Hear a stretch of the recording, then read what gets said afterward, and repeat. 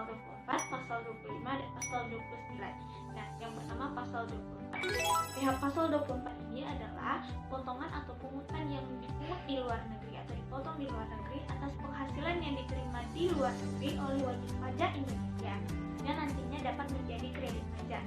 Nah, sedangkan pasal 25 adalah pajak yang dibayar pada tahun berjalan dengan cara yang pertama membayar angsuran setiap bulannya atas kurang bayar yang tertulis di dalam SPT, yang kedua dengan cara potongan atau pungutan yang ada di Indonesia atau di luar negeri, itu pasal 21, 22, 23, dan 24.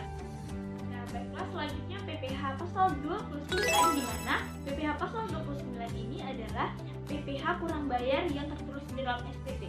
Yang namanya saja kurang bayar berarti itu adalah sisa, yaitu sisa dari PPh terutang dikurangi dengan kredit PPh pasal 21, 22, 23, 24, dan 25. Nah, baiklah, selanjutnya kita akan membahas bagaimana cara perhitungan dari PPh pasal 25. Nah, di sini saya mengambil sumber dari buku Siti Resmi.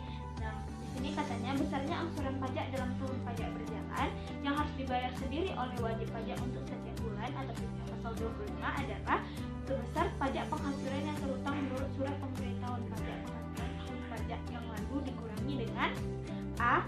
Penghasilan yang dipotong sebagaimana dimaksud pasal 21 dan pasal 23, pajak penghasilan yang dipungut sebagaimana dimaksud pasal 22, pajak penghasilan yang dibayar atau terutang di luar negeri yang boleh dikreditkan sebagaimana dimaksud pasal 24. Nah, maksudnya itu begini, total kita membayar PPh setiap bulan pasal 25 ini kita ambil dari dasar tahun lalu, yaitu total kita membayar pajak tahun lalu yang tertulis di dalam SPT tahun PPh tahun lalu itu dikurangi dengan kredit pajak, yaitu pasal 21, 22, 23, dan 24. Setelah total pajak kita kurangi dengan kredit pajaknya, ini adalah dasar kita membayar pajak pada tahun ini dibagi 12, berarti itu setiap bulannya.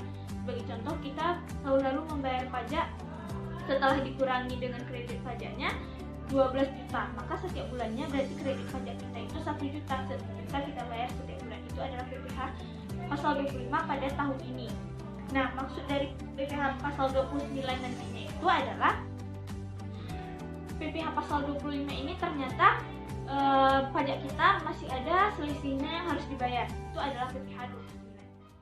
Baiklah teman-teman, saya akan menjelaskan mengenai tarif pajak PPh pasal 25 dan pasal 29.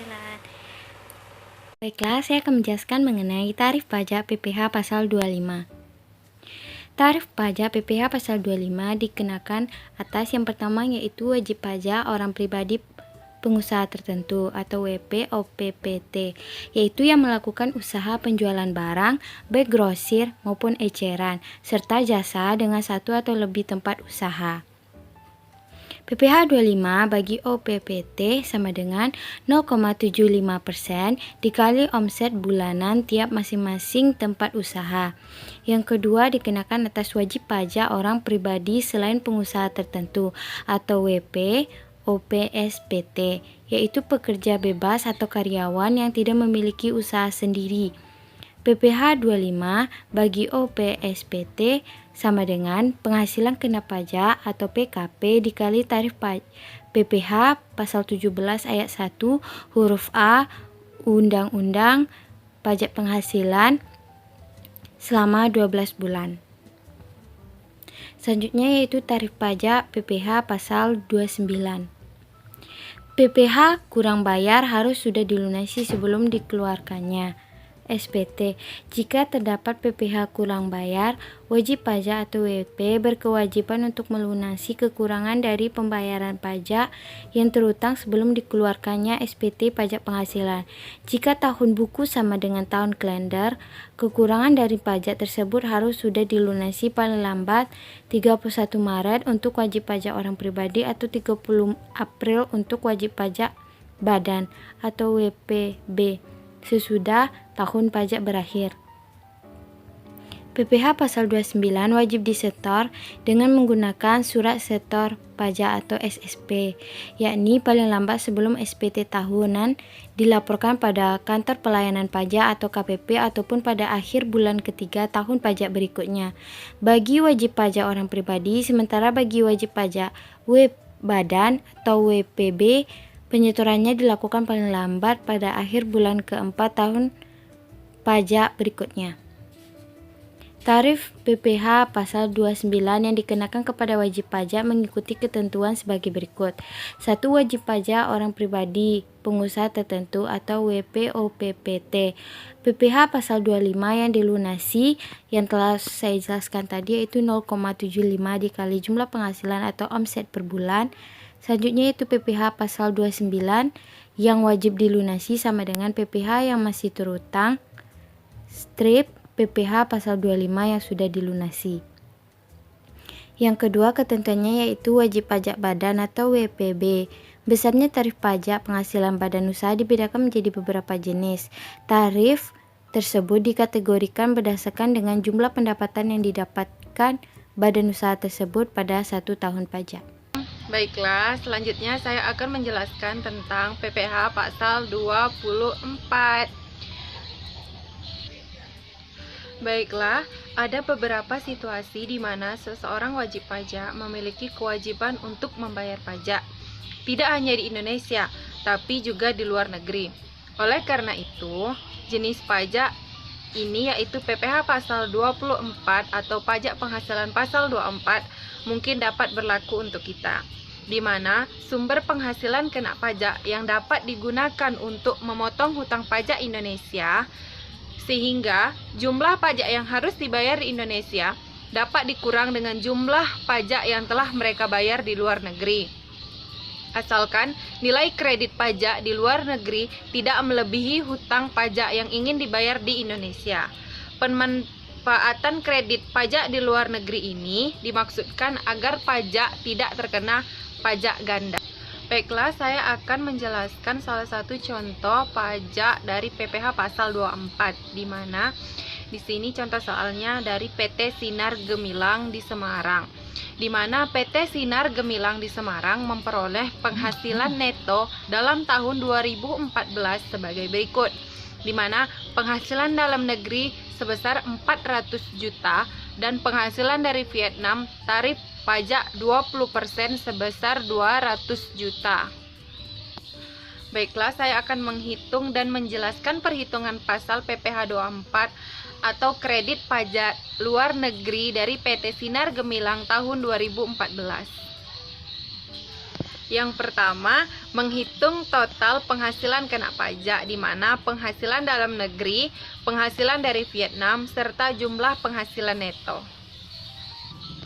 Kemudian menghitung PPh yang terutang, di mana pajak terutang sebesar 25% dikali dengan 600 juta yang bernilai 150 juta. Kemudian menghitung PPh maksimum yang dapat dikreditkan, di mana penghasilan luar negeri dibagi total penghasilan dikali total PPh terutang, yang dimana besar nilainya yaitu penghasilan luar negeri sebesar 200 juta dan dibagi dengan total penghasilan sebesar 600 juta dan dikali dengan total PPh terutang sebesar 150 juta dan hasilnya adalah 49.999 rupiah, yang nilainya adalah 50 juta. Selanjutnya, menghitung PPh yang terutang atau dipotong di luar negeri, di mana nilainya sebesar 20% dikali dengan 200 juta. Nilainya adalah 40 juta. Dari perhitungan di atas, kredit pajak luar negeri yang diperbolehkan adalah sebesar 40 juta atau sebesar PPh yang terutang atau dibayar di luar negeri. Jumlah ini diperoleh dengan membandingkan perhitungan PPh maksimum yang boleh dikreditkan dengan PPh yang terutang atau dibayar di luar negeri, kemudian dipilih jumlah yang terendah. Kemudian jurnalnya yaitu di mana cash sebesar 160 juta, uang muka PPh pasal 24 sebesar 40 juta berada di debit, dan penghasilan luar negeri sebesar 200 juta berada di kredit. Selanjutnya, contoh perhitungan PPh pasal 25. Di sini saya akan menjelaskan tentang perhitungan angsuran PPh pasal 25 bagi wajib pajak orang pribadi. Contoh soalnya adalah pajak penghasilan yang terutang untuk Tuan Jared Leto berdasarkan surat pemberitahuan tahunan pajak penghasilan tahun 2016 sebesar 50 juta. Pajak yang telah dipotong atau dipungut oleh pihak ketiga serta yang terutang atau dibayar di luar negeri dalam tahun 2016 adalah sebagai berikut. Diketahui yang pertama, pemotongan PPh pasal 21 melalui pemberi kerja sebesar 15 juta rupiah. Yang kedua, pemotongan PPh pasal 22 oleh pihak lain sebesar 10 juta rupiah. Yang ketiga, pemotongan PPh pasal 23 oleh penyelenggara kegiatan sebesar 2.500.000. Yang keempat, pembayaran pajak di luar negeri sebesar 7.500.000 seluruhnya dikreditkan sebagai PPh pasal 24. Untuk perhitungan angsuran bulanan PPh pasal 25 untuk tahun 2017 adalah sebagai berikut. Sebelumnya, kita harus mengetahui dulu cara menghitung angsuran PPh pasal 25 ini, yaitu dasar perhitungan angsuran dibagi dengan 12 atau banyaknya bulan dalam bagian tahun pajak tahun lalu. Jadi, PPh terutang berdasarkan SPT PPh tahun 2016 sebesar 50 juta dikurangi dengan kredit pajak tahun 2016 yaitu pasal PPh pasal 21 sebesar 15 juta rupiah, PPh pasal 22 sebesar 10 juta rupiah, PPh pasal 23 sebesar 2.500.000 dan PPh pasal 24 merupakan kredit PPh luar negeri sebesar 7.500.000. Jadi, dasar perhitungan angsuran sama dengan 15 juta rupiah. Jadi, besarnya angsuran PPh 25 yang harus dibayar sendiri setiap bulan untuk tahun 2017 adalah dasar perhitungan angsuran sebanyak 15 juta dibagi dengan 12. Hasilnya adalah 1.250.000. Nah, untuk pencatatan jurnalnya, yaitu PPh pasal 25 dibayar di muka, di debit sebesar 1.250.000 dan kas atau bank letaknya di kredit sebesar 1.250.000. Berikut ini adalah contoh perhitungan PPh pasal 29.